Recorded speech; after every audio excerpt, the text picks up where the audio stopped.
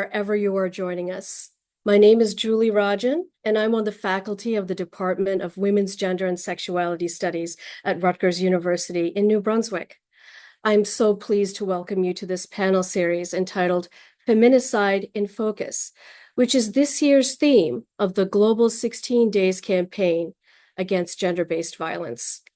You might know that the campaign was initiated in 1991 by the Center for Women's Global Leadership at Rutgers University, New Brunswick, to foster an international feminist movement led by civil society.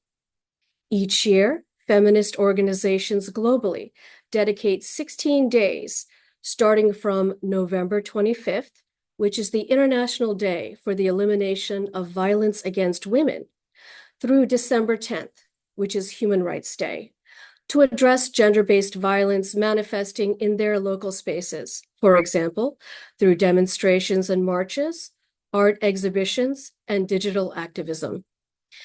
Since its inception, the 16 Days campaign has established a collective space for feminists organizing against gender-based violence, where they may strategize, collaborate, and share resources and connections with one another.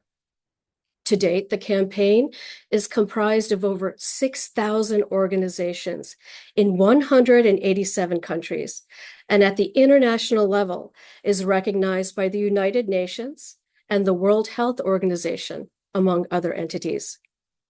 These collective demonstrations globally during these 16 days every year highlight the degree to which gender-based violence is pervasive in all cultures and throughout all nations. Furthermore, these demonstrations highlight the extent to which gender-based violence is undermining the human security of cisgendered women and girls and members of the LGBT+ community, as this panel will address, to the point of fatality. While the Center for Women's Global Leadership was sunset in 2022, the Global 16 Days campaign remains resilient at Rutgers, New Brunswick. This is evidenced by its widespread support by academic and non-academic units throughout the university. If you would like to join or support the campaign or would just like to know more about it, please write to the email dropped in the chat. Now, team member Akanksha Bhatter will take just a minute to talk about the continuation of the campaign at Rutgers and provide insight into resources that might be helpful to you in your work.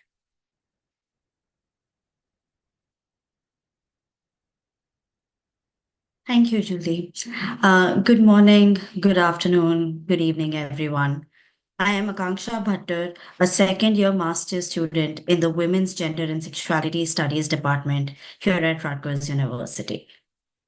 Here at Rutgers, under the leadership of Kayo Denda, the head of Marjorie Somers Foster Center and librarian for Women's Gender and Sexuality Studies, in collaboration with the archivists, we are committed to archive CWGL's history and legacy, with particular focus on the 16 Days campaign. This is also an effort to reclaim the campaign, ensuring its roots and history are preserved. Over 70 boxes with CWGL's archival material were sent to special collections and university archives, where they will be organized and preserved. With the ongoing archival research on 16 Days, we are also committed to build a comprehensive research guide dedicated to the campaign. I encourage you all to check out the library's page on this initiative. As we continue to build this important collaborative project, if there are any materials and resources related to the campaign that you might have, please do share them with us. Additionally, as one of the 2 international graduate students drawn to Rutgers University by CWGL's legacy, my colleague and I started a student-led movement on campus. Over the past 2 years, we have spoken in classrooms, tabled at events, and primarily used social media to spark conversations about the 16 Days and gender-based violence here at Rutgers. Now, on to the moment we have all been waiting for, Team member Nishi Shah will introduce the panel and participants. Thank you so much. Hello, everyone. I want to thank you all for taking the time to join us today from all over the world. My name is Nishi Shah, and I am the current program director at the Rutgers Institute for Women's Leadership, where I run different programs and events focused on media and feminism. Prior to this role, I coordinated the Global 16 Days campaign at the Center for Women's Global Leadership. The most recent global campaigns conducted by CWGL focused on ending femicide by not only amplifying awareness of what the issue is and how widespread it is, but also by demanding that governments worldwide act urgently to hold perpetrators of all forms of femicide accountable, all while uniting movements and struggles across borders to build solidarity. This Rutgers panel series is a continuation of that multi-year campaign, and I am so pleased to have experts in the field for today's topic, Feminicide and Femicide Watch, to share their work with you. The talk will be moderated by Charlotte Bunch. Charlotte Bunch, Distinguished Professor Emerita in Women's Gender and Sexuality Studies at Rutgers, was the founder and executive director of the Center for Women's Global Leadership. She has been an activist in feminist, LGBTQ, and other human rights movements for over 50 years. She was a leader in the global campaign for recognition of women's rights as human rights, as well as other international feminist initiatives. She has written numerous influential essays and edited 8 anthologies, as well as authored Passionate Politics, Feminist Theory in Action and Demanding Accountability, the Global Campaign, and Vienna Tribunal for Women's Human Rights. Our two panelists are Dr. Dubravka Simonovic and Dr. Myrna Dawson. Dr. Dubravka Simonovic has over 30 years of experience working as a legal expert on human rights at the national, regional, and international level. Her primary focus has been centered on women's rights, in particular responses to and prevention of violence against women and femicide. As the former UN Special Rapporteur on Violence Against Women, Its Causes and Consequences from 2015 to 2021, she launched a Femicide Watch Prevention Initiative. Prior to this, she was member and chairperson of the UN Committee on the Elimination of Discrimination Against Women. Dr. Simonovic has also served as chairperson of the UN Commission on the Status of Women and was a member of the UNIFEM Consultative Committee. At the European level, she chaired the drafting of the Council of Europe Istanbul Convention on Prevention of Domestic Violence and Violence Against Women, that is today the most detailed instrument on combating violence against women. Dr. Myrna Dawson is a professor of sociology at the University of Guelph, Canada. She is founder and director of the Center for the Study of Social and Legal Responses to Violence and the Canadian Femicide Observatory for Justice and Accountability. Her research examines violence against women and children with a specific focus on femicide. She is the co-editor of the recent collection, the Routledge International Handbook of Femicide and Feminicide, and senior advisor and project lead for the Feminicide Watch platform, a joint project of the UN Studies Association Global Network and the UNSA Vienna Femicide Team. Please join me in welcoming Charlotte, Dubravka, and Myrna for this panel discussion. Over to you, Charlotte. Thank you very much, Nishi.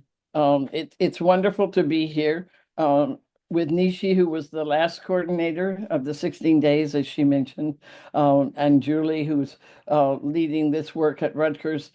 The 16 days of activism is one of my favorite things that we ever did at CWGL at Rutgers, because it is owned by all the people who do it. And it is amazing to me the way in which it has evolved and grown and remains over the years. So thank you very much for doing this series of panels. As I think all of you know, there are going to be 3 of these panels in the series, and I hope you'll listen to all of them. My own question about, or my own introduction to femicide was in Latin America, even before we started the center, when I heard women talking about femicidio. And they were talking about femicide in the context, in particular, of the violence and disappearance of women in Mexico and Ciudad Juarez and other places where some of the large numbers of particularly young women were disappearing in cities and free trade zones and areas where families often lost track of what was happening to those women. And I think that movement at the ground in Mexico and in Latin America and in all parts of the world began to evolve as we thought how to take more seriously the deadliness of violence against women. And so many concepts have emerged and developed further in this work because we had to show. I think this was part of the very first campaign we did in the 16 days to show concretely how violence against women violated human rights.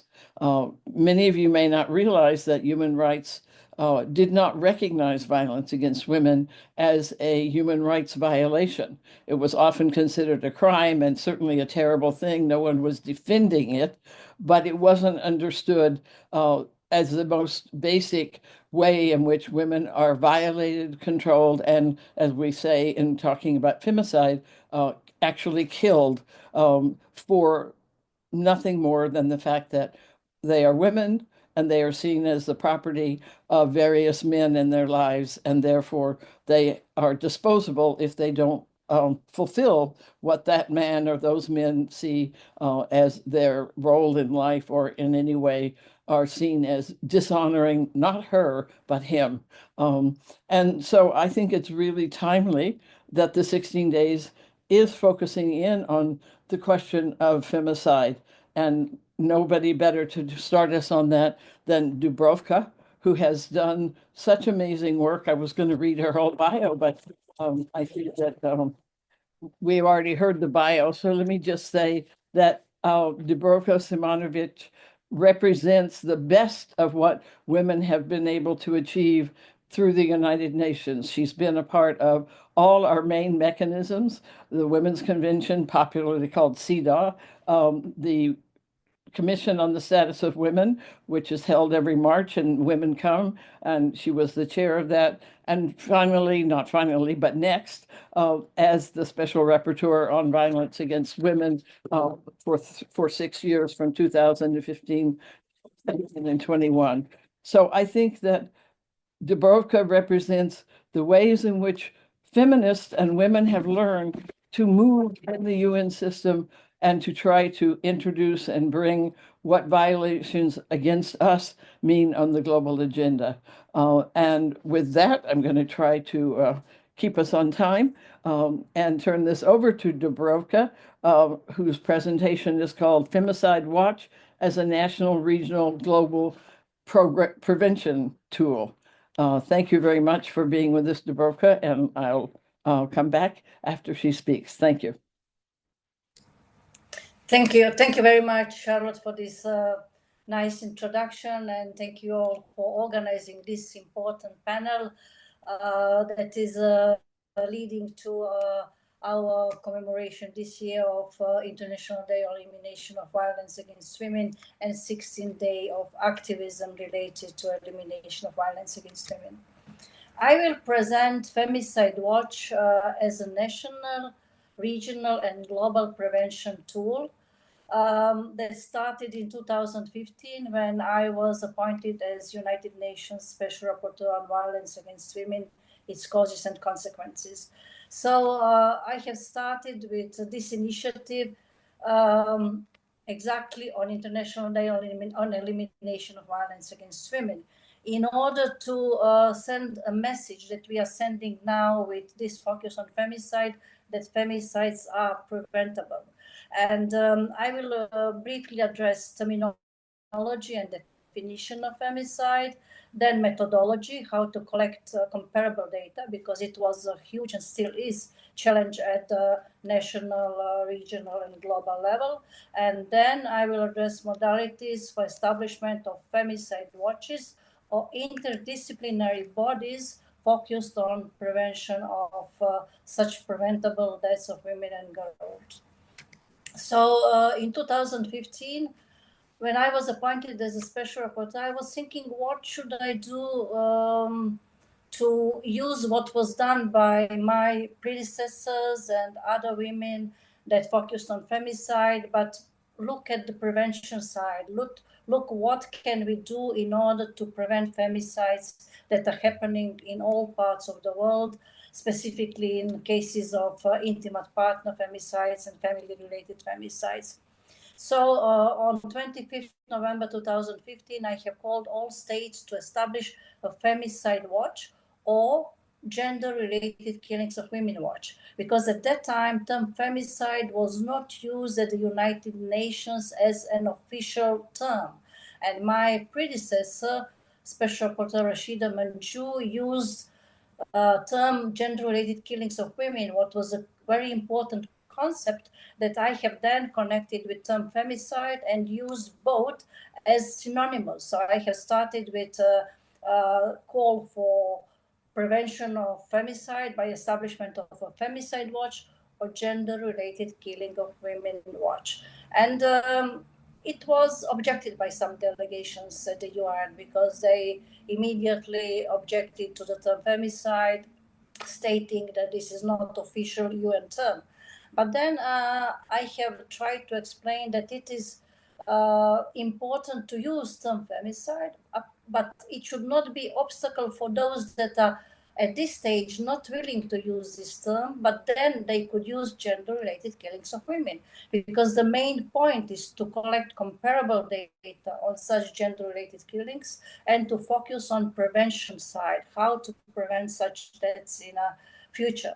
So I have started with this, and later on, from year to year, because it is a long-term initiative, I have seen switch from gender-related killings of women and girls to femicide or feminicide. And here I am pointing out that in some parts of the world, specifically in Latin America, term femicide is used, in some others feminicide. But now I think that it is important to see also those terms as covering the same topic of gender-related killings of women. And now in Europe, we are seeing more use of this term femicide.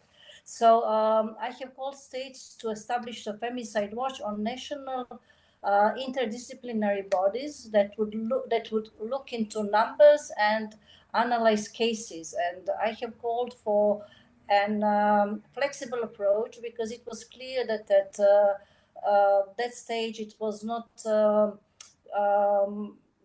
time to prescribe the one model that would fit all, but it is for countries to decide what is the best model and how this femicide watch or observatory should be named and established at the national level. But the main idea was to use human rights perspective in order to analyze cases and determine shortcomings that are then showing what should be recommendations to prevent similar deaths in the future. So if we look at terminology again, then this term gender-related killings of women was approved by United Nations General Assembly that adopted 2 resolutions on gender-related killings of women and girls. So what is clear, then concept was recognized by the United Nations, although the term femicide was not used. And I remember when those resolutions were drafted at that time in Vienna, many states rejected the term femicide under explanation that such deaths are happening only in Latin American countries. What is not really what is happening. We are seeing the gender-related killings of women and girls are happening in all parts of the world. And for that reason, it is important to have something that is common methodology for collection of data and data that are leading us to femicide rates and possibility to compare situations in different countries, which laws are working well and which laws should be improved in order to focus on prevention. With respect to definition of term femicide, I have from the beginning started that femicide is a form of gender-based violence against women, and I have seen that that was not clear in many states, because when they collect data on violence against women. They do not collect data on homicides that are gender related against women and girls or femicides. So it was very important to send a message that femicide is gender-based violence against women, violence that is directed against a woman because she's a woman, and that affects women disproportionately. What was definition used by CEDAW committee in General Recommendation 19, but also definition from United Nations Declaration on the Elimination of Violence Against Women that has definition that violence against women is any act of gender-based violence that result or is likely to result in physical, sexual, or psychological harm or suffering of women. And here we have killings of women. So femicides are a form of violence against women, and data should be collected under violence against women data.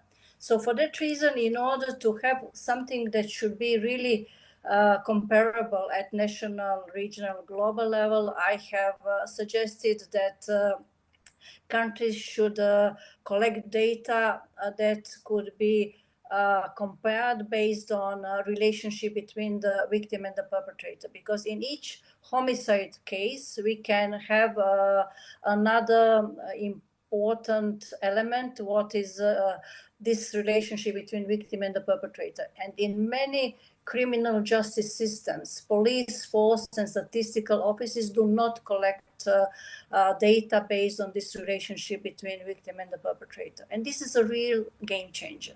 So if we include that type of data, then we are able to pull out from all homicide cases, intimate partner, femicides, and family-related femicides that are based on relationship between victim and the perpetrator.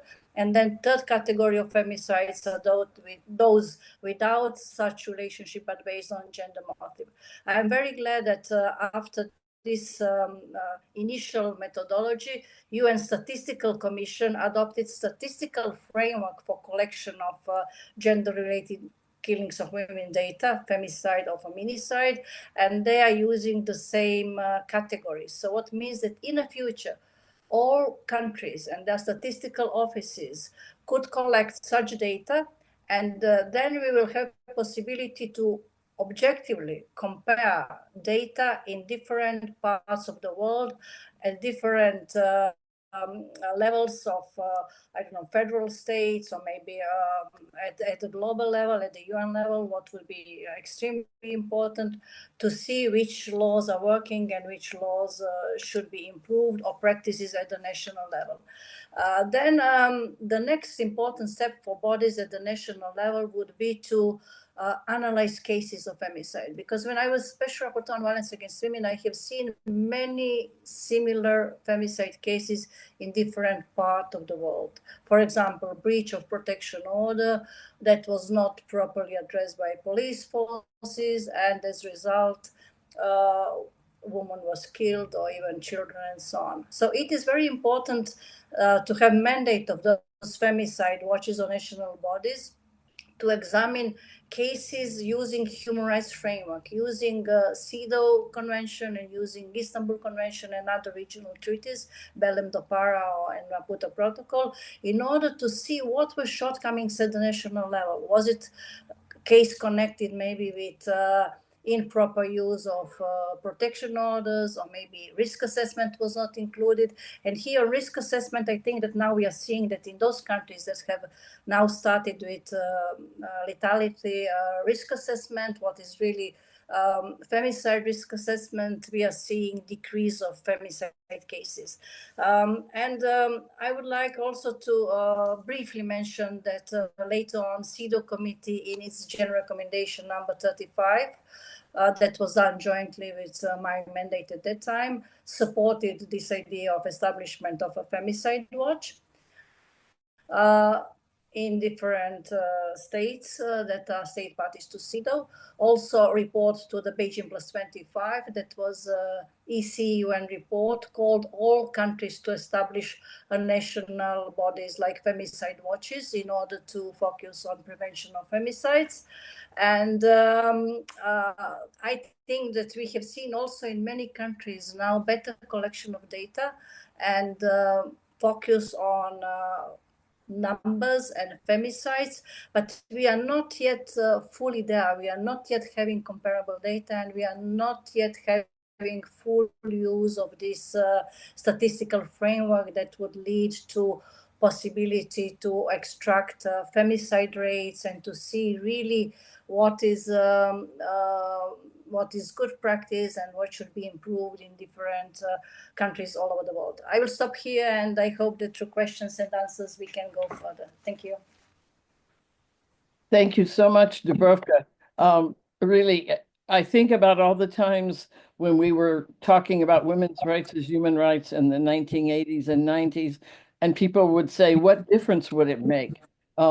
And we were talking about taking this to the UN, and I think your presentation is the best answer to that question, which is all the ways in which it has made a difference, and you and what you're describing as Femicide Watch is such an important part of that difference and at the international level. And we'll be talking in the questions about sort of what are the next steps on that, and hope to hear more from you.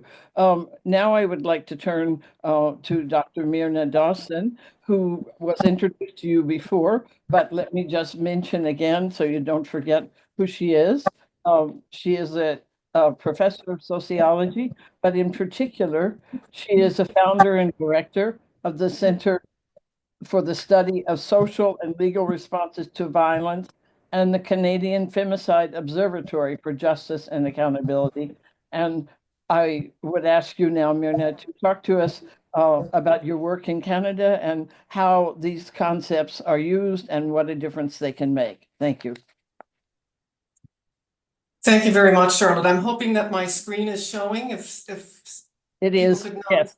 Okay, great. Thank you. So thank you very much for the introduction, and thank you to the organizers of this event for the invitation to participate. It's really exciting to come together with you all and discuss a topic that is, very important to me, and that's femicide watches and observatories. I want to begin by recognizing that I'm speaking to you from Guelph, Ontario, which is situated on the treaty lands of the Mississaugas of the Credit and the Dish with One Spoon Wampum. I'm committed to building a relationship with First Nations, Inuit, and Métis peoples who live and work in the city of Guelph, and acknowledge my responsibility to future generations, non-human beings, the land, and the water. I also acknowledge my commitment and responsibility to preventing violence against Indigenous women and girls in their communities. So I want to talk a bit about the Canadian Femicide Observatory and its history, which I think is important in terms of, for me especially, bringing together what is academics and grassroots initiatives. So the evolution of the Canadian Femicide Observatory really arose because of two parallel events, one that was historical but had a contemporary situation, and then one that was more contemporary. So early in 1989, a group of 8 women working in the anti-violence sector met. Each of them had experienced the death of a woman while in their care. And they started out as a group of 8 just providing support to each other, but soon set themselves the task of learning more about women who were killed by their male partners. And they focused their work in Ontario, which is Canada's largest province. They named themselves the Women We Honor Action Committee, and with the help of an academic, Dr. Rosemary Gartner at the University of Toronto, they first conducted a literature review to see what was out there, research about women who were killed by male partners in the context of their relationships. And at this time, they called it intimate femicide, now more commonly referred to as intimate partner femicide. They then undertook a study with 3 goals: to document the intimate relationships that women had with men, killing of women in Ontario, to describe the characteristics of the people involved and the circumstances surrounding the killings, and then to present the stories of a small number of women who had been killed by current or former male partners. At the time, I was a fourth-year undergraduate in the early 1990s, and I had just read Femicide, The Politics of Women Killing by Jill Radford and Diana Russell, one of probably the most important books I read during my entire career. But I was in a fourth-year class when I heard about this first report being released by the Women We Honor Action Committee, and I touched base with the academic who was involved with them, Dr. Gartner, and I volunteered to work on the second stage of this project. I also applied to do my master's under the supervision of Dr. Gartner, and here I am today. And I think this is a perfect example of grassroots initiatives coming together with academics and the really lucrative and impactful partnerships that can happen. So as you can see on the screen, the study occurred in two stages. The first stage was 1974 to 1990, and then I became involved in the second stage, which was 1991 to 1994. And at that time, my key interest was court outcomes in these cases, which I continued to publish research in this area, but I have since taken this early project forward as a core part of my research in the past 3 decades. And the lead community researcher at the time, Maria Crawford, who was the community activist, she is still involved as a member of the expert panel, and I'll come back to that. And I rolled out this research from Ontario to Canada beginning in 2016. So what was also happening at the time was that there was increasing attention being paid to femicide internationally. There was growing international attention, largely from the Latin American region of the world, which Charlotte has mentioned. I've been very much inspired by the work that they have done there. And then in November 25th, 2015, the International Day for the Elimination of Violence Against Women, I'm thankful that my co-panelist was calling for countries to establish femicide watches and observatories, because we were rolling out the Ontario initiative to the country. And so it was really timely to see that call coming from the United Nations. And in 2017, my co-panelist also called for submissions documenting good practices on data collection related to gender-related killings of women and girls. And so I think these two things were really important because we were rolling out nationally, and then at the international or UN level, we were also seeing the importance of this. So because of these two initiatives, as part of the work at my research center, we launched the Femicide Observatory in 2017 during the 16 Days of Activism. And this is our current bilingual website, which the English homepage is shown here, with 8 years of data collected since the observatory began. But because we started in the province of Ontario, which was the largest province and the largest data collection initiative, we had data for the Ontario, and then we rolled it out Canada-wide. So we actually have 50 years of femicide data at this point in time with the historical work and the current work. So what is the Femicide Observatory? It's a web-based research and information center which aims to conduct, mobilize, exchange, and promote research and knowledge to prevent femicide in Canada and globally. And we have two key objectives. That's to address the need of a single location about research on femicide with respect to Canada. And I think this was really important when we first started doing the work, in that we had a 30+ member expert panel, and all of a sudden we were noticing femicides that were occurring in different parts of the country. And up until this point, we're a vast country. Sometimes we didn't understand the extent to which this was occurring.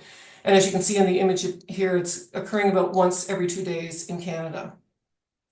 So we also wanted to facilitate sustainable and innovative research that focused on femicide justice and accountability. And clearly my head was still on sort of the criminal legal system as one forum for preventing femicide. I'm not so sure my head is still there. The Femicide Observatory takes a public health approach to our work, so emphasizing the legal system, but also emphasizing many other sectors. So we document all killings of women and girls in the country, and then we work to more clearly identify what are those killings that were sex or gender related. As we've heard from Tabaka, that's quite important in terms of sort of winnowing down what do we actually mean by femicide. So the core activities that we take up is the tracking, monitoring, and remembering killings of women and girls. And here I'll come back to the remembering part in a moment. We also work to identify legislation and policies that may be inequitable across our country. We have 10 provinces and 3 territories. Not all of them have the same resources dedicated to fighting male violence against women, and including femicide. So we work to understand what policies are out there.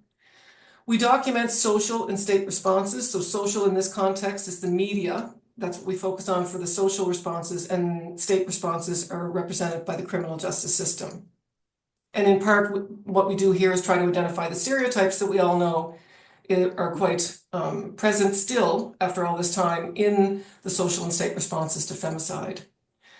So as part of our activities, we have published annual reports in English and French, and this was our 5-year review that we published in early 2023.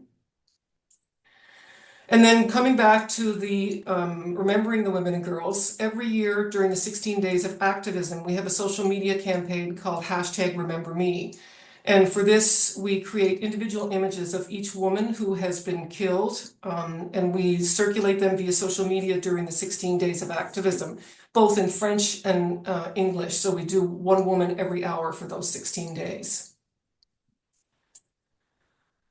So some of the research activities that we have underway at the moment, on the right-hand side, you can see our current research, and those are links on our website if you felt like going and taking a look at some point.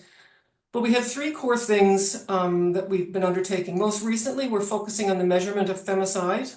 So we've had a couple of publications on the ability to access data that can measure femicide, and then more recently drawing from the UN statistical framework, using Canadian data in 1 year to see what how many of the killings of women and girls can we actually say are femicide according to the UN statistical framework.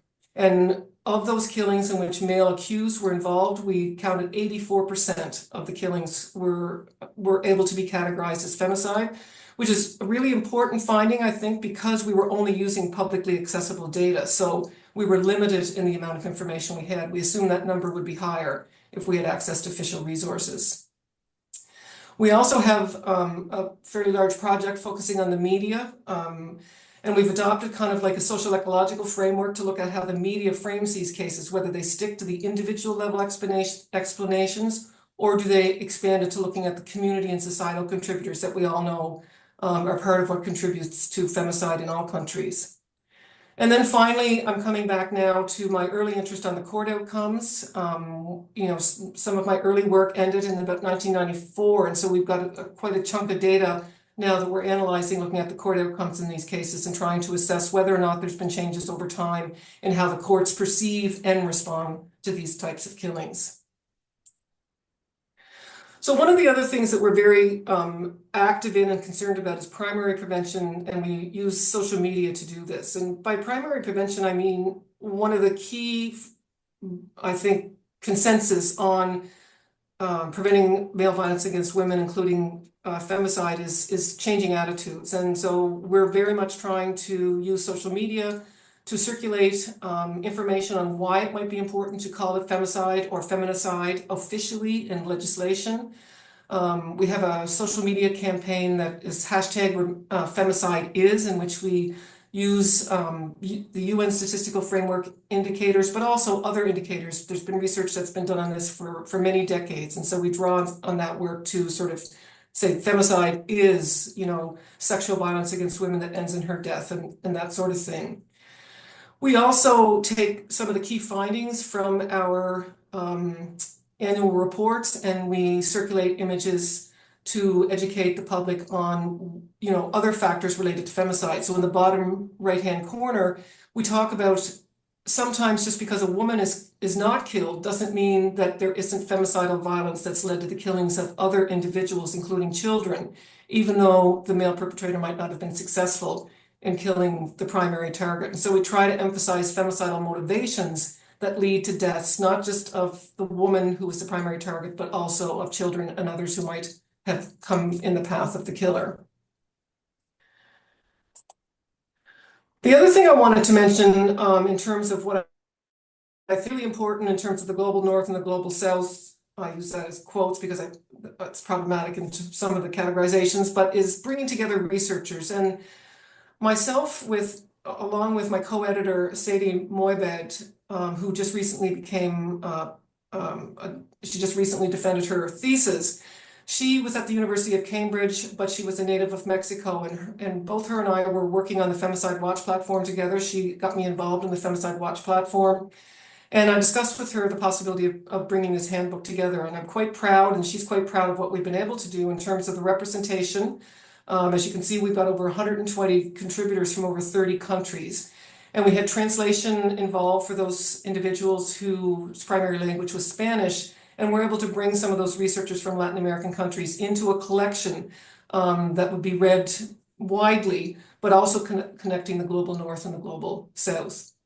And so we have 8 sections with over 50 chapters. And so I invite people to take a look at that because it's really quite a wealth of knowledge. And there's actually 15 chapters that focus specifically on femicide or feminicide in various countries. And then finally, and I'm not sure how I'm doing with time, but I'm hoping that I'm okay. Finally, I just want to give a nod to the people that work with me, and in particular the CFOJ team, who is primarily students. And so at the center, I work with primarily students. It's students and myself, and they're the core support of the work that we do. In particular, I want to give a shout out to my research coordinator, Angelica Zecca. And then on the right-hand side, we have, I think it's a 40 plus member expert panel now. And so I reach out to those individuals from across the country with diverse interests and identities, as well as geographic interests. And all our annual reports and our social media campaigns are vetted by that particular group before we release them. So the work that we do would not be possible without the individuals here. And you know, they're core going forward as well. And we see quite a bit of additions in terms of people that we're bringing on as we move forward. So I'm just going to end there. I think I've given a recap of the observatory, and I would welcome questions, as I'm sure my co-panelists would as well. So I'll end there. Thank you very much. Great. Thank you so much, Mirna. I think you've given us a really great overview of what it takes at the national level to work on this concept and bring it down to the actual points of connection to the lives of women. And I thank you for that work. I also want to say that I'm glad you brought Diana Russell into our presence, because in addition to the Latin Americans, Diana Russell, who was originally from South Africa and then worked in the US for many years, was one of the first feminist academics, certainly in the United States, but I think globally, to really try to help spread this concept and make it better understood globally. I have to admit somewhat reluctantly that she tried to get me to use the term more than I did after the 16 days of activism began. So I'm really happy to be making up for that with all the work that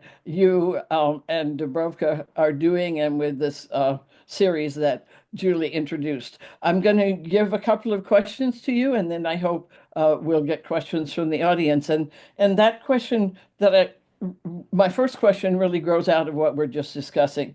For such an important topic, what is your reflection on why it's not more widely known by the general public, given how pervasive it is, and anything you might want to add about how we make it better known? I know everything you're both doing is aimed at that, but further ideas you have about how we make this understood, and understood as your poster does. I think it's such a fabulous poster. I hope we could get one of those in every country eventually, where we remember the women in order to hopefully reduce the number of women that should be on the poster. So who would like to begin with that question about why it's not better known and what more we can do? Okay, Dubrovka. Thank you. I think that we need to look at the whole UN system and to focus on those intergovernmental bodies that should promote such initiatives. For example, UN Commission on the Status of Women. Now, for the first time in the Pact of the Future, states are calling for revitalization of the Commission on the Status of Women. And I hope that in the future, this commission will spread and promote knowledge about femicides, femicide watches, prevention of femicide, collection of femicide data, and everything that we are seeing as good practices around the world. I also hope that we'll have conferences, regional and global conferences on femicides, because now there is no such platform to share those important information that we have collected and good practices that we are seeing in different parts of the world. I'm very glad that for the first time in Europe, we are seeing different femicide watches. In Belgium, there is new law on femicide. In my country, there is new criminalization of femicide. In Bosnia and Herzegovina, there is new governmental body dealing with the Istanbul Convention on femicides. In Serbia, there are NGOs counting cases of femicide. So we are seeing not only in what Latin American countries started, what was very important pioneering work, and Diane Russell that you have mentioned with usage of this term. Now we are seeing this term everywhere in Europe, but we are not seeing at UN level kind of platform that would give us possibility to examine each year femicide data. And I think that this focus of International Day on Elimination of Violence Against Women and 16th Day of Activism on Femicide is going in this direction, with hope that in the future CSW or UN Commission on the Status of Women will have violence against women as the standing agenda item and focus on femicides each year, because we need to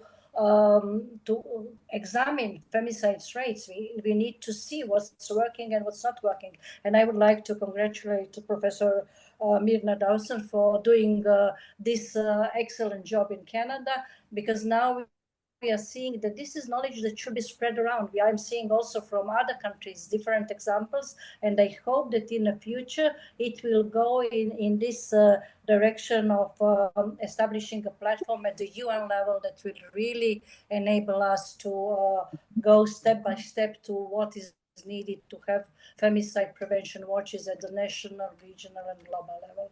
Thank you. Great, thank you. Myrna, would you like to respond also?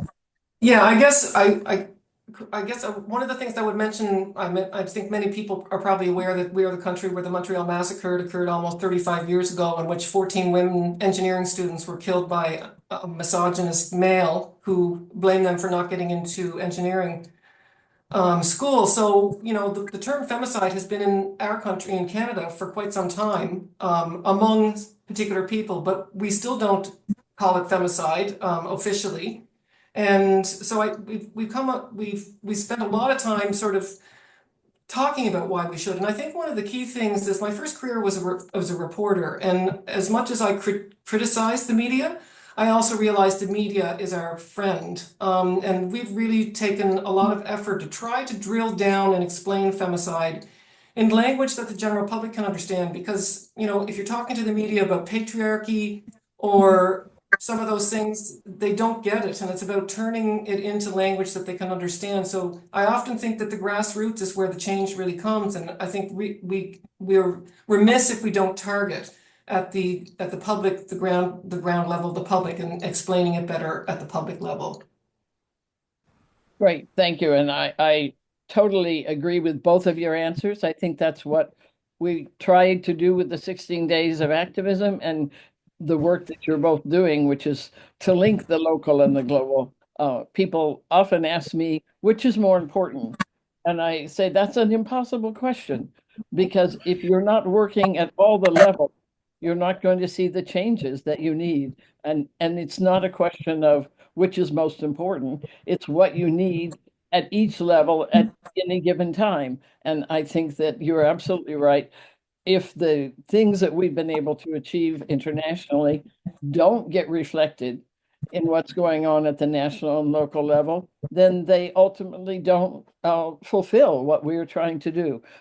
So that's why I was so pleased with your work, which shows that this is not an abstraction. Because the other thing people have often said to me in the past is, oh, women's rights or human rights, femicide, these are just abstract terms. And I think part of what bringing it down to the local level shows, and your poster behind you so dramatically demonstrates that there's nothing abstract about the killing of women and the maiming and destruction of lives that violence against women brings. So maybe we could take another question. I'm waiting for the audience to jump in, so please send your questions. the role of law enforcement and judicial systems in perpetuating or mitigating femicide. This is something that's, I know, always a debate in the feminist movement, how much we depend on criminalization and law enforcement mechanisms. But I would like to hear from both of you, sort of how you see the role of law enforcement in relation to this question. And either one can go first. Just jump in, or okay, Mirna, you go first this time. Yeah, so this is an important question. I think one of the ways I respond, sort of not tritely, but it's better off men in prison than women dead. So I think there has to be a role of law enforcement. I think we've emphasized perhaps too much that role and funneled too much money into that particular sector, while not actually recognizing that there's much prevention to be had at many stages along before they ever get to the criminal justice system. And I think it goes back to the notion about the public. It is the police, the prosecutors, and the judges who start out as members of the public. And if we start to educate them at the level when they're in law school, when they're in law enforcement school or academies, I think we need to allow people to educate them about what we're talking about when we're talking about male violence against women. Because if we don't get rid of some of the attitudes that are in the criminal justice system, which is reflective of the attitudes in the public, so it's not just unique to the criminal justice system, it's about changing those attitudes and allowing some better responses. So not having many breaches lead up to the death of a woman because it's been reacted to in a way that sort of relies on stereotypes. So I definitely, I have been accused of being a carceral feminist, which I'm not, but I do believe that the prison system and the police system do play a role. I wish we could actually de-emphasize its role more and focus on the community, but for now, it is the situation we have. Great, thank you. Dubravka, you want to speak to that also? Yes, what I have seen is the judicial system and criminal law system is judicial system as a very conservative one, and criminal law system as gender neutral one. And this is a huge challenge, how to recognize femicide cases. And what is a good tool that is now used by law enforcement officials is a risk assessment tool. Now, in Istanbul Convention, there is specific requirement that risk assessment should be done for all cases of violence against women. And this is a new challenge for all those states that have accepted Istanbul Convention, because now they need to enforce risk assessment as a tool. And I am seeing that femicide risk assessment is extremely important tool, because we do have indications, we do have separation between a husband and wife as a critical point in which femicides are happening. We do have death threats as a critical indicators that maybe femicide is going to happen, and so on. We do have indicators that should be followed by law enforcement officials and also by judicial system that is even more conservative than law enforcement system. So I hope that in the future we will have femicide risk assessment tool that will be based on international standards in this area, and that will really look into indicators that should be examined in each case of intimate partner or family-related violence in which possible prevention could be done. So I think that with respect to criminalization, we are seeing in some countries femicide as a separate crime. In some Latin American countries, they are using the term femicide. In European countries, they are using gender-related killings of women, but they are going in direction of recognizing femicide as a separate crime or as aggravated circumstance that should be addressed with higher punishment if it is done between intimate partners or persons with close relationship. So this is important to see that we need to work on all grounds, not only with one part of the system, because violence against women is area in which at the national level all actors should coordinate the activities, non-governmental organizations, social services, law enforcement offices, public prosecutors, and judicial system. And for that reason, I think that there are many challenges, and I hope that in the future, femicide risk assessment tool will be developed. Great, great.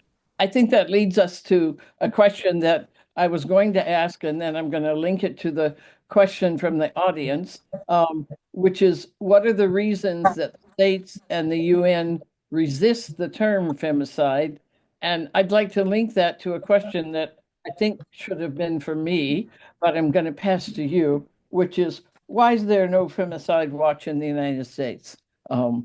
And I'd like to hear your answers to that, because I think it's probably connected to why many other states and the UN resist the term femicide. But let me hear you first, and then I may add, as someone from a country that too often resists being held accountable to any of the international standards and thinks it is an exception to all of them. So what do you think are some of the reasons for the resistance to this term, US, UN, and generally? I have seen at the beginning a resistance to this term because it was connected only with Latin American part of the world. And then with better understanding that we are speaking about gender-related killings of women, femicides or feminicides, somehow we had a progress. And now there is better acceptance of the term, although there are specific countries that are still openly rejected this term, saying this is not UN term and so on. But nevertheless, in resolutions coming from Third Committee, CSW, and so on, you will see reference to femicide or feminicide. The UNODC on collection of data is using term gender-related killings of women, femicide or feminicide. So it is a gradual progress, and I hope that in the future, term femicide will be fully accepted with proper explanation that those are gender-related killings of women, that are form of violence against women as defined by Declaration on the Elimination of Violence Against Women, because we do not need to start with new definitions. We have definitions that we need to apply. And for United States, I think that the question is a very good question, but I have seen in Minnesota one very good report on femicide. You see that there are different examples of non-governmental organizations that are examining femicide cases and producing femicide reports that are following those lines, that we need to focus on gender-related killings of women or femicide. So I hope that this will spread. We need more kind of promotion of this tool in order to have activities from non-governmental organizations and academic institutions and others. Ombudspersons are also establishing femicide watches. We have seen that ombudsperson in Argentina, in Georgia, and in my country, Croatia, they established also femicide watch. So there are different modalities, and I hope that this will be followed up also in the United States by non-governmental organizations and by others. But I see that non-governmental organizations are kind of able to start their own femicide watches because they can use data from media, from public sources and so on. And they are then pushing governments in direction of collection of femicide data, because in the future, I think that it should be governments that are responsible to collect data on gender-related killings of women and to present publicly such data each year. And then we will have femicide trades that could be comparable, and we can see in which parts of the world femicides are decreasing and in which they are not decreasing. So what should be done and changed in order to really finally end femicides? Great, thank you. And Mirna. Yeah, I think this is a great question. I mean, we've really gone through various time periods where we used to talk about male violence against women, and now we talk about intimate partner homicide and domestic homicide. So we've really gone from gender-specific language to gender-neutral language. And I think that feeds into why the concept of femicide is really resisted, particularly in the US and I would say Canada, because I think, we're both experiencing the resistance to it.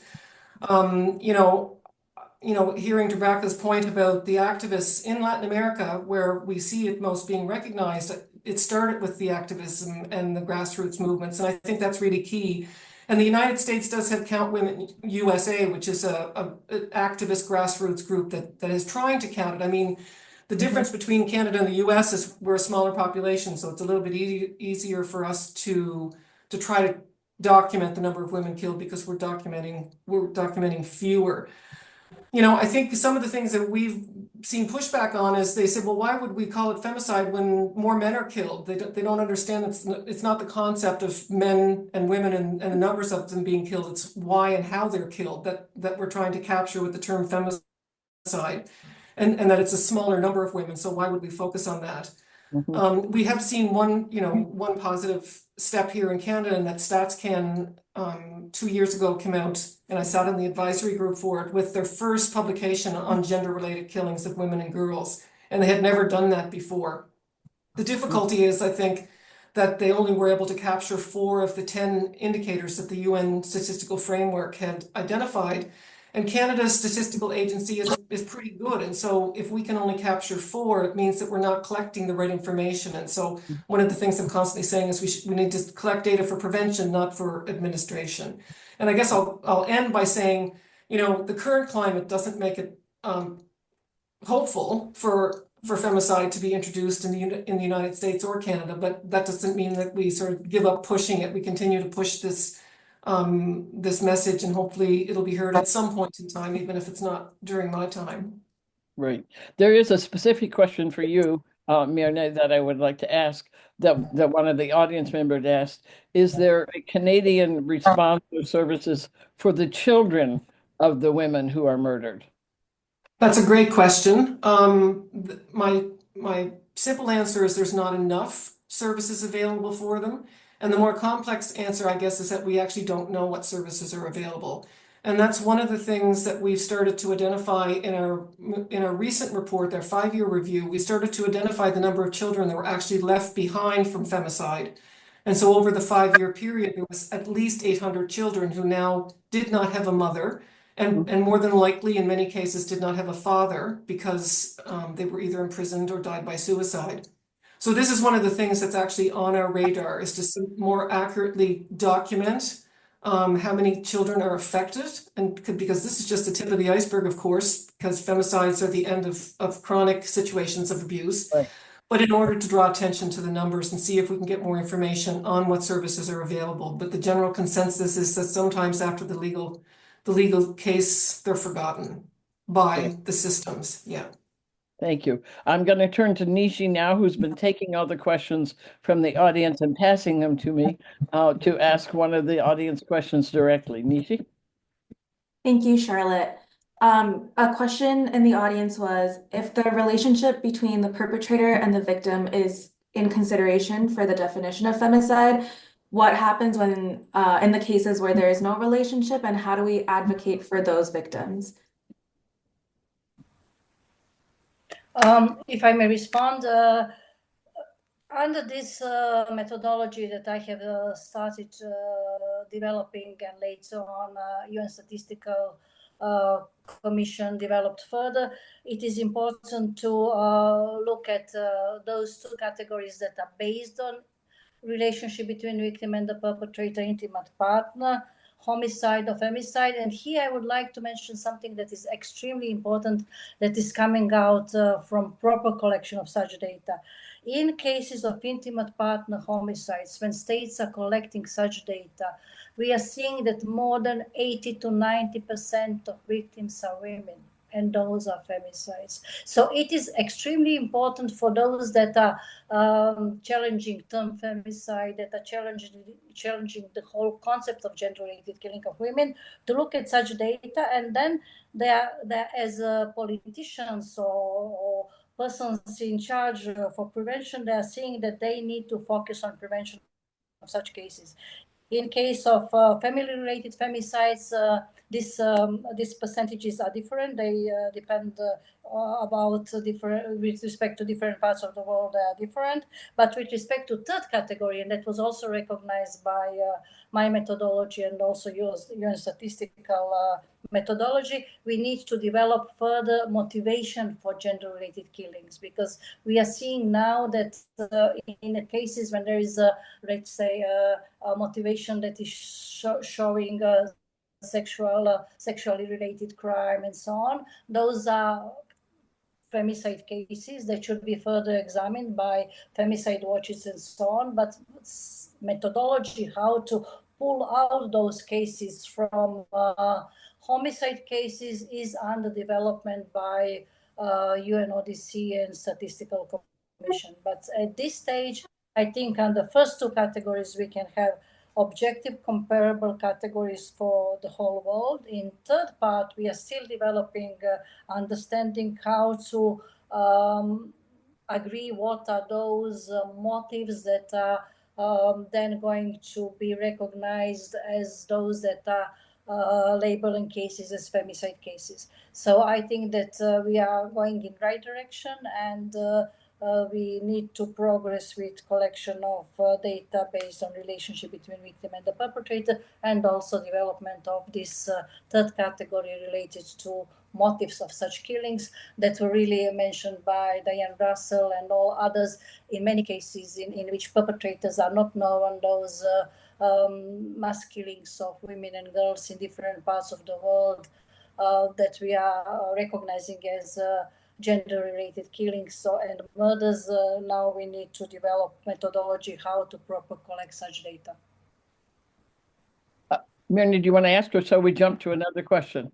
I just quickly want to just commend the person for asking the question. I agree with everything Drabaka said, but one of the things I do notice every year when the Global Study of Homicide releases their reports, that there's a lot of emphasis made on the killings of intimate partners and family members, but there is over 40% of the women are killed in some other context for which we don't know. And I did a talk yesterday on femicide in the context of transnational organized crime, and in some parts of the world, it may be less likely that they involve intimate partner and family members, and more likely it's in that context. And I can't think of anything that's more directly femicide related than a woman or girl being killed in the context of sex trafficking, for example. So I think we really need to start to look at better ways, as Drabaka said, to get some of those other motives identified.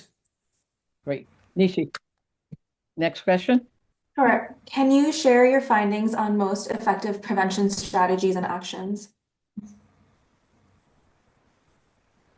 At least a short version of it. It's a huge question, but I think it's a really crucial question that you've spoken to, but could say a little more, because that's, of course, what we're aiming for, prevention, right? I don't mind starting this time. Oh, Drabaka, if you want to. Okay, No, so Myrna, go ahead. I think, one of the things that I've often said to people is prevention seems to be so overwhelming that the best way to start around prevention is with your circles. So every little step, educating the people that are around you, whether it's in your social circles or your work circles, even just small steps like that are really key to prevention, because I truly do believe that it's the attitudinal change that we need to combat. Because sometimes when I'm in my environment or an environment like this, everybody understands what we're talking about and they get it. But if you move just slightly outside of that circle, you see that we haven't actually really done really well with respect to public education. And I think focusing on the public health approach in terms of identifying how we can do prevention in the families and relationships and communities and with attitudes, I think is going to be key, because everybody within the law enforcement system and social services and anti-violence against women sectors, we all come from the members of the public. So if we can start educating earlier, I think that will be significant. On my side, I would like to add that this prevention should be using human rights framework, because we have to see in each femicide case what was available at the national level in terms of SOS lines, in terms of shelters, protection orders, risk assessment, and so on, breach of protection orders. What happened in specific cases, very important to see if laws at the national level are in line with international standards in this area. And what I'm seeing is that this specific tool, risk assessment, done by police and public prosecutors, is changing the way of action of law enforcement officers, because they're understanding better what are key issues that need to be addressed in specific cases. If there is a case of separation between intimate partners, this is kind of a red line. If there is a death threat, it is a red line. If there is possession of firearms, they need to proceed with withdrawal of firearms and so on. In such cases, pro-arrest policy in such cases is also important, detention of a perpetrator, but they need to have this type of education and understanding. And I think that the best way forward is really related to analysis of cases, but using human rights framework. What I have seen in many parts of the world, they are using criminal law framework and not human rights framework. And if we want to look at state responsibility for prevention of femicides, for protection of victims and prosecution of perpetrators, although in nowadays we are seeing that many perpetrators are killing themselves, but still there are some of them are at large and some in Latin American part of the world, and they need to be proper punished. So I think that we need to really develop this knowledge about all those kind of indicators related to human rights framework and femicide risk assessment. Thank you. Nishi. Dubravka, you mentioned the role of law enforcement, and we have a few questions about that in the chat. So the first one is that there's a long history of police brutality when it comes to women of color and LGBTQ people. So how do you think law enforcement should change to further help end femicide and violence against women when there's this other context that we have? It is important to document such cases because there is a possibility now to really document such cases, to present such cases at international level, starting at national level, but if it is not successful, then international level, and then to examine again those cases. I have seen in some countries that they have reopened the cases that were not properly done by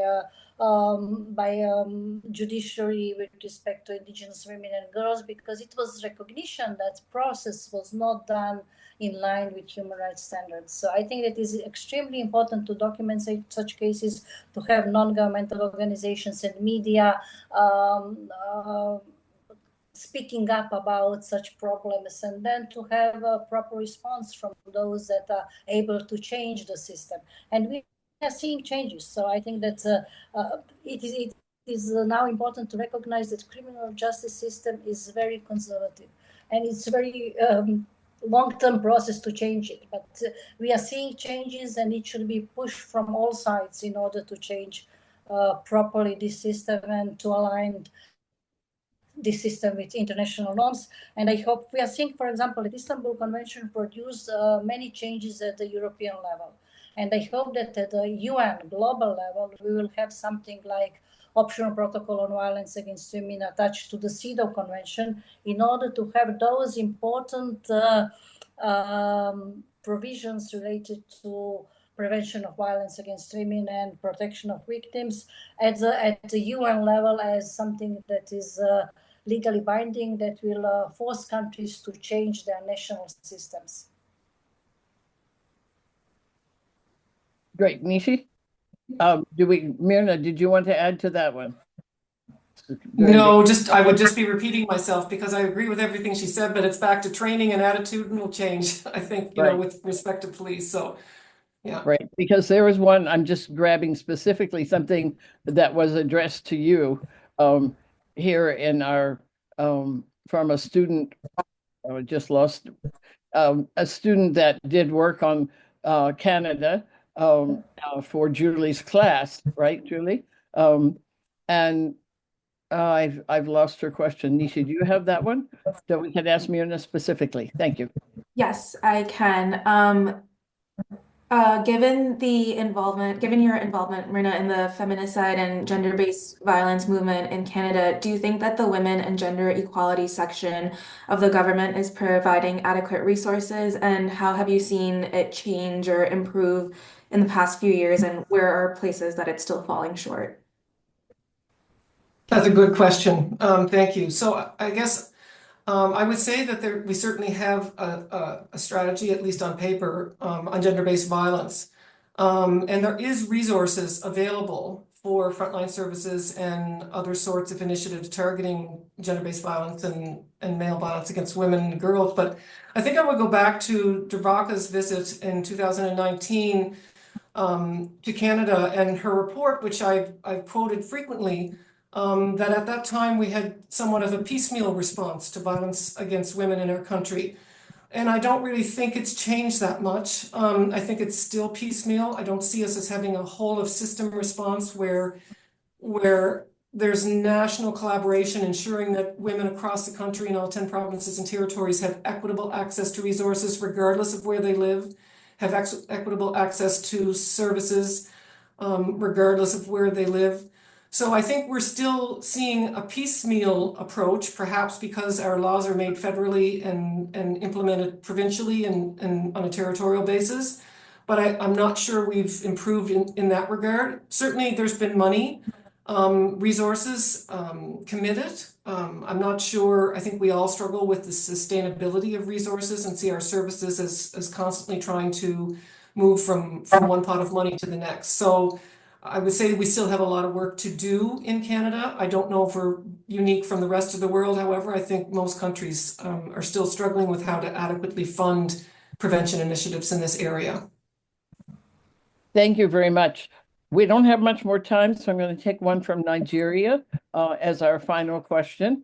A woman who is the founder of a DOHS CARES Foundation in Nigeria, who's thanking all of us for our work.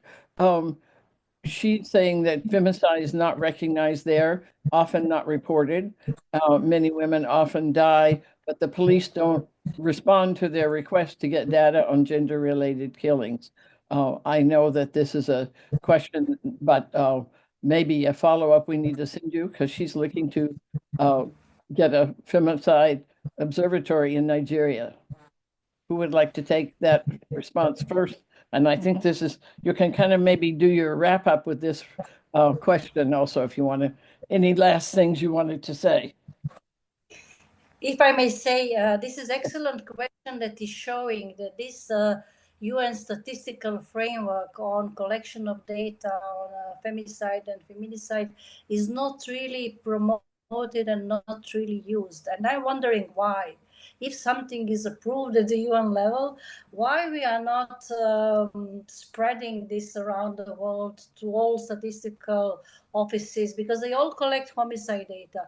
Why they are not using this framework to collect this gender-related killings of women data or femicide data, whatever term they are going to use, or gender-related homicides, because from such data, this observatory in Nigeria will be able to see, based on relationship between victim and the perpetrator, number of women killed in intimate partner relationship, number of women killed in family relationship that are not intimate partner relationship, and also we have to also then collect data on third category. So I'm really puzzled why this international framework on collection of femicide data is not promoted and used by UN system, because in many countries there are UN offices that should provide technical assistance and so on.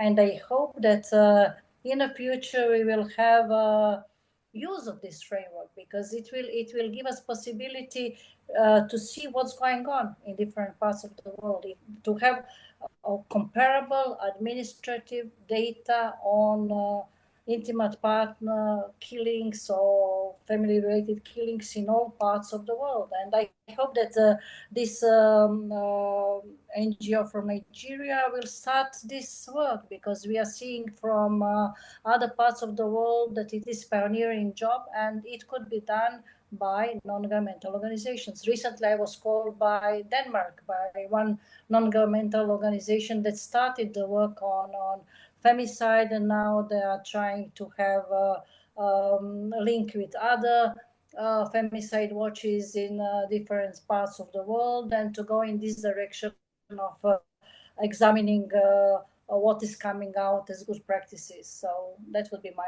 answer. Thank you. And I guess I would say I'm familiar with the work that this woman that has asked this question is doing in Nigeria, and I would say that keep up what you're doing because it's only really pressure from grassroots organizations and activists that will actually end up pushing police at the local level to make changes to what they're doing or to be more accountable to what they're doing. And I can hear the frustration about trying to get access to data because it is hard to get access to police data. And it's also, I recognize that not all of these cases are covered in the media. But I would say that what you're doing right now is exactly what you need to do. That's continuing to draw attention, not just within your country or your local region, but also nationally, so that there's pressure put upon the organizations that are supposed to collect this data. So it's a difficult situation, but I think that what you're doing in Nigeria now is one step in that direction. Thank you so much. This is obviously a beginning of a longer discussion, or not even a beginning, a midpoint. We're all in these discussions. And I want to remind you that there are more Julie will talk about. There was one last question we wanted to ask, but I'm just going to say it so that we all think about it, which is how the global pandemic has affected gender-based violence and what are new challenges that have arisen because of the pandemic and what we saw there.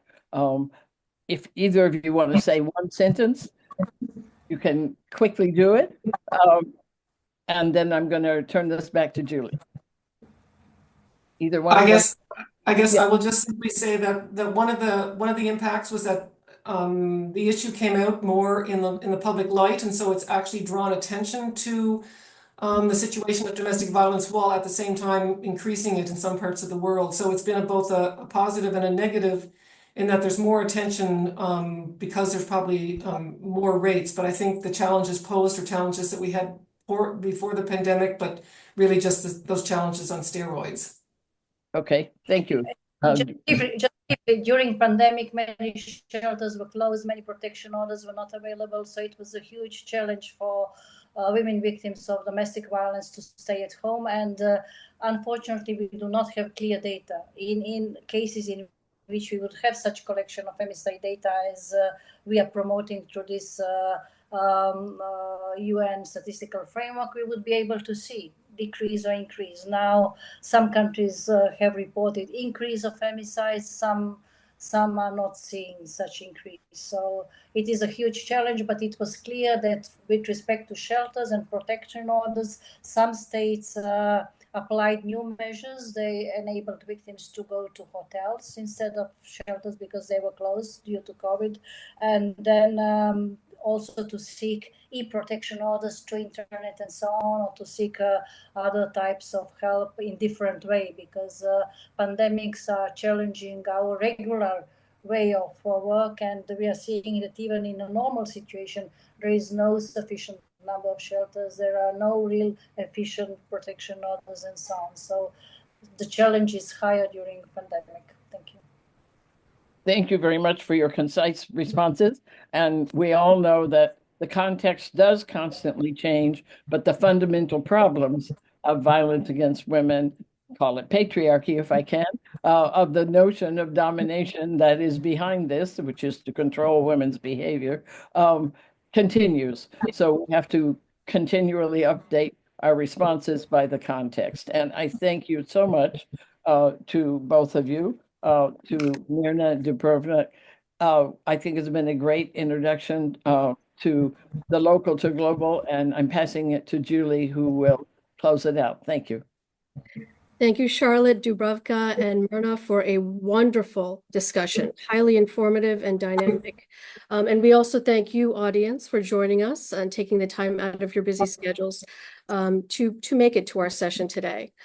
A quick reminder that the next panel in this series will take place on October 29th at 10 a.m. Eastern Daylight Time. It's entitled Feminicide and Reproductive Justice. This panel has been strategically scheduled to take place 1 week before the US election. While its focus is global, it does feature a special focus on reproductive rights in the United States. We are also dropping in the poster for the entire panel series this semester. This includes the final panel on missing and murdered Indigenous women and girls that will take place on November 12th. Please note, we will also be posting the recording to all of you as participants and provide some of the 16 days resources on feminicide that we all have also gathered. And we will send that to you all in an email. So please look for that email. Thank you so much for a wonderful session. Thank you all. And we look forward to seeing you again in a few weeks. Thank you.